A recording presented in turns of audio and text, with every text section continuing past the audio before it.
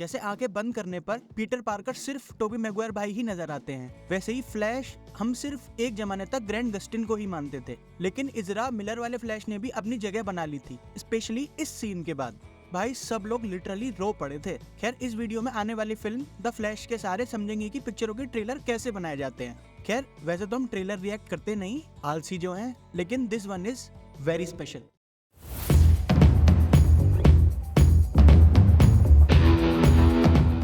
देखो इस वीडियो में मैं जो बताऊंगा वो सब आपको इंटरनेट पर मिल जाएगा। आपको ट्रेलर मेकिंग की और गहरी समझ लेनी है तो इस वीडियो का लिंक मैंने डिस्क्रिप्शन में डाल दिया है। लेकिन गुरु सारा खेल तो पर्सपेक्टिव का है, दृष्टिकोण का है। लाइक सोचो अगर स्पाइडरमैन की कहानी ग्रीन गॉब्लिन के पर्सपेक्टिव से सुनाई जाए तो सब कुछ बदल जाएगा। इसी तरह ट्रेलर मेकिंग पर मेरा पर्सपेक्टिव सिर्फ मेरे ही चैनल पर मिलेगा आपको। इसीलिए मैं एक सीरीज बना रहा हूँ जिसके सहारे हम और आप मिलकर फिल्म मेकिंग की समझ को और विकसित करेंगे। ये इसका पहला एपिसोड है। अगर आप लोगों को पसंद आए तो प्लीज वीडियो पूरी देखने के बाद बता देना। मोस्टली ट्रेलर्स 3 एक्ट स्ट्रक्चर को फॉलो करते हैं। चलिए उसी को समझते हैं।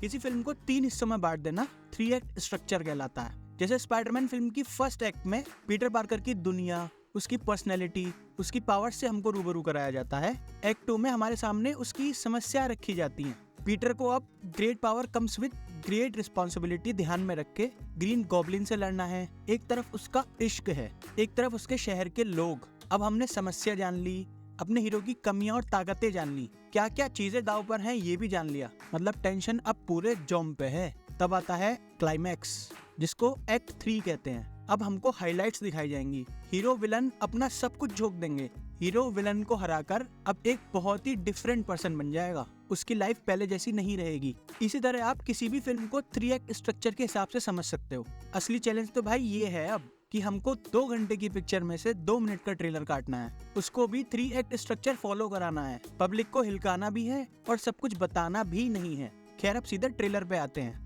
इन लोगों ने अपनी स्टोरी को समझाने का बढ़िया तरीका निकाला है। इस कहानी को वो ब्रूस और बैरी की कन्वर्सेशन के सारे समझा रहे हैं, घड़ी की टिक टिक के साथ और सॉफ्ट म्यूजिक के साथ। इसका एक्ट 1 आता है जिसको कोल्ड ओपन भी कहा जाता है। जस्टिस लीग स्नाइडर कट में उसने जो टाइम ट्रेवलिंग की थी शायद उससे गड़बड़ हो गई है, शायद उसको ये टाइमलाइन छोड़नी होगी। ब्रूस कहता है, बोले ये वाली टाइमलाइन क्यों बचानी है तेरे को? बोले यहाँ मेरी माँ है। इन बातों के सारे हमको समझ आ रहा है कि कहानी क्या कह सकती है। स्पाइडरमैन की तरह ही उसकी दुनिया, उसकी पावर्स को एस्टेब्लिश करा जा रहा है एक्ट 1 में। Different people, different worlds. इस डायलॉग के सारे ये समझ गए हम कि इन टाइमलाइन के साथ मल्टीवर्स का भी झोल है। उसके बाद उसका दूसरा वेरिएंट फैन बेरी दिख जाता है, क्योंकि मेकर्स की एक स्मार्ट चॉइस है। बताऊंगा आगे। यहाँ एक्ट 1 समाप्त होता है। एक्ट 2 में हम अब फ्लैश की समस्या को समझेंगे। 2 डिटेल मैंने एक्ट 1 में और पकड़ी। नंबर 1, एक तो घड़ी की टिक टिक Because this is the world where my mom lives. पे रुक जाती है। म्यूजिक के सारे हमको ये समझाने की कोशिश है कि उसकी माँ शायद अब जिंदा नहीं है।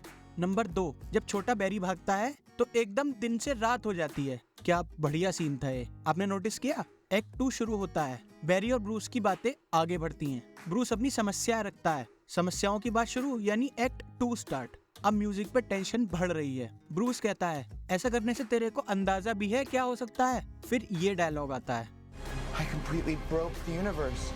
जिससे साफ अंदाजा हो जाता है कि कितना कुछ अब दांव पर लग गया है। स्टेक्स कितने हाई हैं। ग्रीन गॉब्लिन की तरह यहाँ पर ज़ोर टपक पड़ता है। वही नॉस्टैल्जिया वाला फैक्टर, मतलब पुरानी चीजें दिखा के पुराने इमोशंस जगाना। वही किसी मजनू के सामने उसके पुराने प्यार का जिक्र। खैर समस्याएं और बढ़ती हैं जब बैरी समझाता है कि मेरी वजह से अब कोई भी मेटा ह्यूमन नहीं बचा है, यानी कोई सुपर हीरो नहीं बचा है, तो कौन बचाएगा हमें?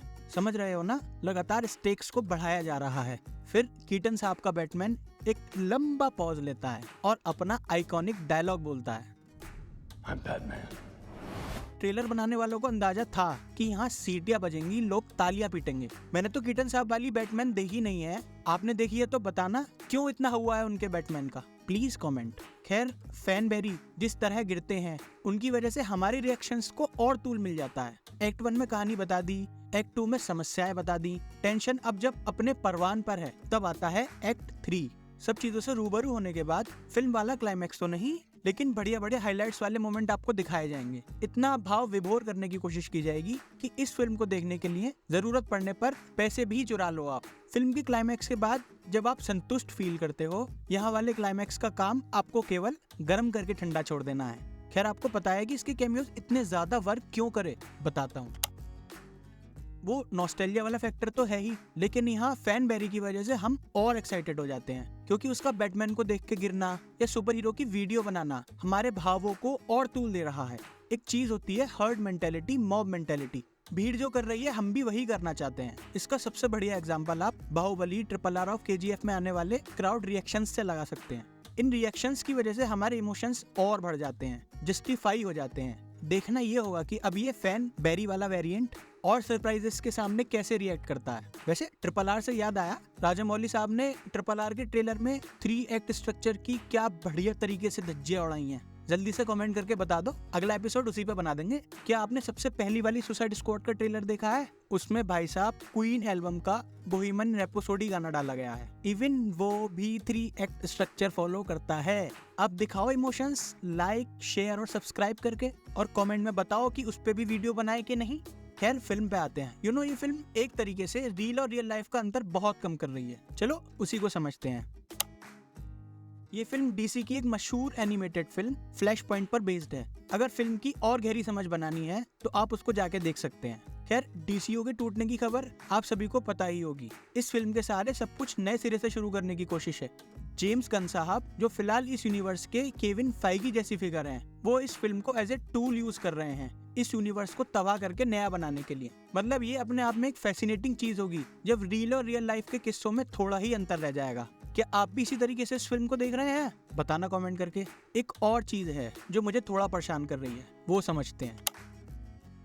इस फिल्म का कलर पैलेट एकदम वाइब्रेंट कलर्स वाला है, मतलब एकदम चमकदार कलर। वो मुझको एक्वामैन की याद दिला रहे हैं, जो कोई गलत बात नहीं है। लेकिन ये फिल्म शायद एक डार्क स्टोरी सुनाएगी, जहाँ पर ऐसे जीवंत कलर शायद सही क्रिएटिव चॉइस नहीं है। अगर यहाँ वो स्नाइडर कट जैसे कलर्स को यूज करते तो भाई साहब क्या ही बात होती। Man, I really miss the Snyderverse. यार, कुछ करके वो हैशटैग जोर शोर से चलाओ ना, sell the Snyderverse to Netflix.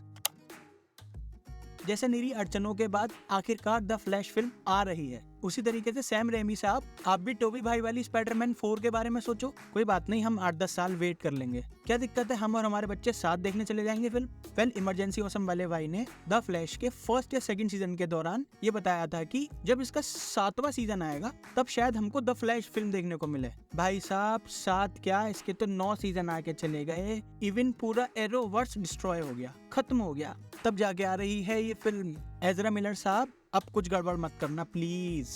खैर, फिंगर्स क्रॉस्ड हैं, कोई और गड़बड़ ना हो, कोई और डिले ना हो, बिकॉज इस फिल्म के लिए बस अब वेट नहीं हो रहा। Well, thank you for watching.